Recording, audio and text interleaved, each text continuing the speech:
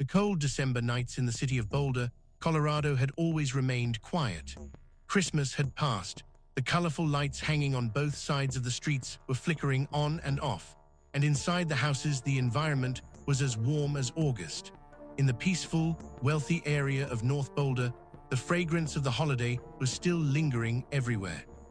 But the house at 755 15th Street that morning was about to become the center of such a horrifying secret that it would shake the whole world for decades to come.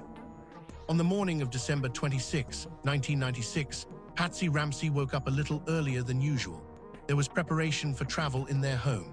Yesterday was Christmas, and their 6-year-old daughter JonBenét had been happily running around lost in her gifts. Her golden curly hair, blue eyes, and that innocent glow made her attention-grabbing wherever she went. In the local beauty pageants, her fame was well known. People called her a rising star. Patsy and John Ramsey were proud of their beloved child.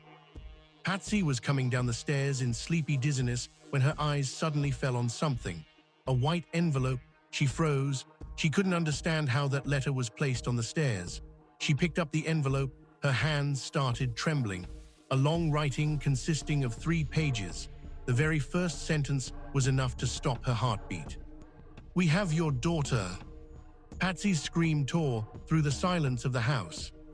John Ramsey came running downstairs. The moment he saw the letter in Patsy's hand, the color drained from his face. The letter was strange, dramatic, long, and unusual. The kidnappers had demanded $118,000, a specific amount equal to John's yearly bonus. The letter had threats, mention of a foreign group, and an order not to inform the police. But Patsy had already dialed 911. Within minutes, the police arrived at the house. Since the whole matter was being considered a kidnapping, the officers were expecting that maybe some outside criminal had entered the house and taken the girl. But inside the house, there were very few signs that pointed toward forced entry. Patsy was in a devastated state, and the friends and neighbors she called were filling the house.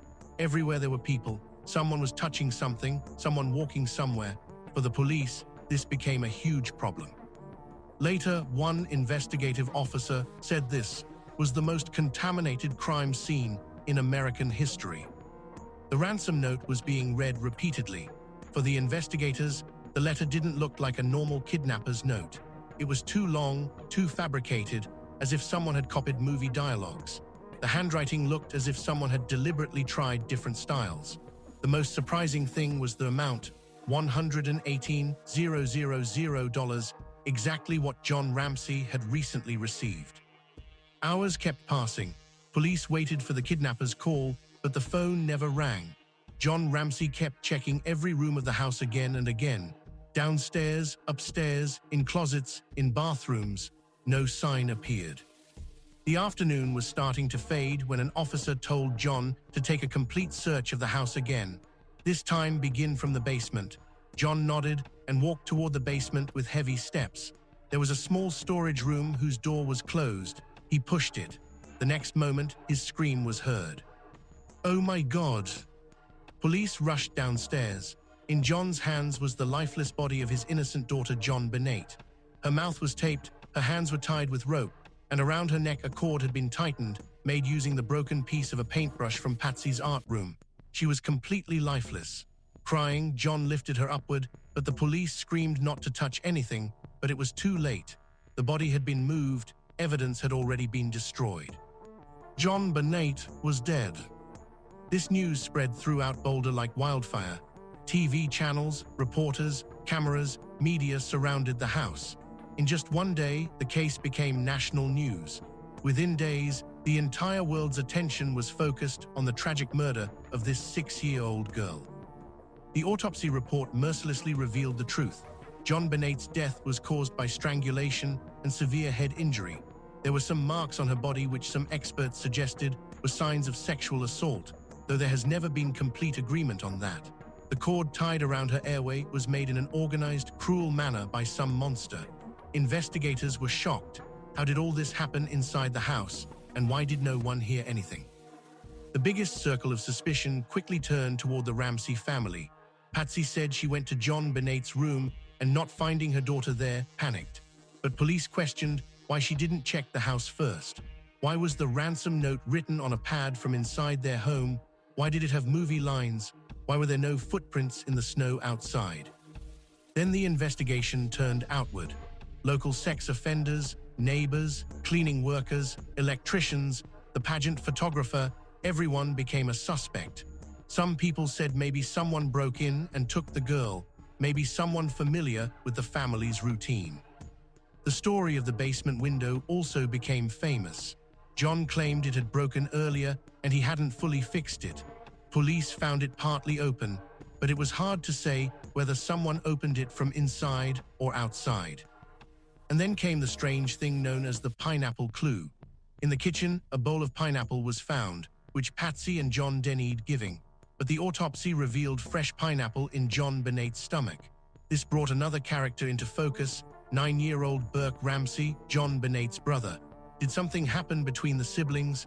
Did the family cover up the matter? Some experts supported this theory, others called it ridiculous. The media went insane. Day and night programs, theories, debates, documentaries.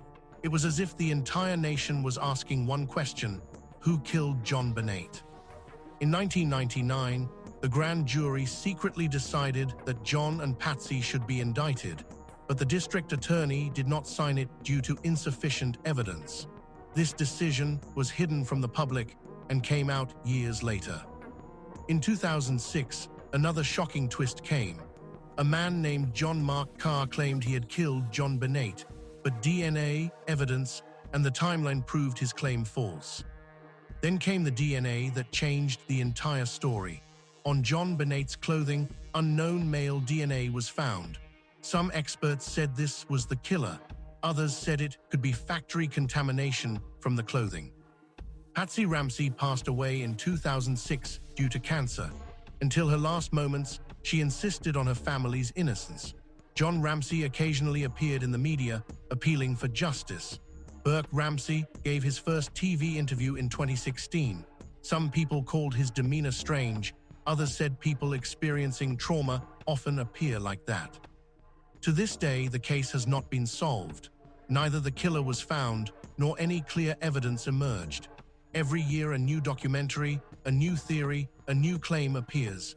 This single case has taken such a place in crime history that perhaps it can never be filled. That cold Boulder morning, that empty staircase, that 3-page letter, that basement room, that white blanket, all of these still bring the world back to one place: a mystery, a pain, a question that never ends.